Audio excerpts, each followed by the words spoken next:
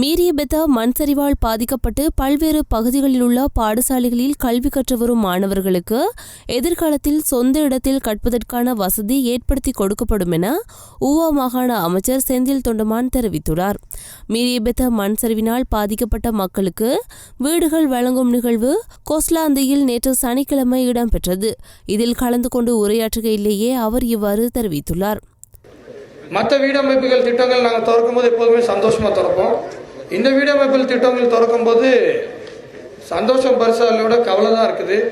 ஏன்னா இந்த வீடுகள் யாரோட உழைப்பிலையும் கிடைக்கல. உங்கள் ஒவ்வொரு குடும்பத்தில் ஒருத்தவங்க இழந்திருக்க தான் இந்த வீடை வாங்கி கொடுத்துருக்காங்க. இன்றைக்கி ஒவ்வொருத்தவங்களோட இழப்புக்கு தான் இந்த வீடு உங்களுக்கு கிடைச்சிருக்குது. அதனால் நீங்கள் இதை பெருமதியான வீடை இது எல்லாத்துலேயும் அவங்க வாழ்கிறாங்கன்னு நினச்சி இந்த வீடுகளை பொறுப்பாக வச்சுக்கணும் கூறுறது மட்டும் இல்லாமல் நீங்கள் 2 பிரச்சனை சொல்லியிருக்கீங்க மீரியபெத்த மக்கள். ஒன்று உங்களோட பிள்ளைகளோட பாடசாலைகள் விஷயம். இப்போ எல்லாம் நீங்கள் மேலே இருக்க ஸ்கூல் போயிட்டுருக்கீங்க.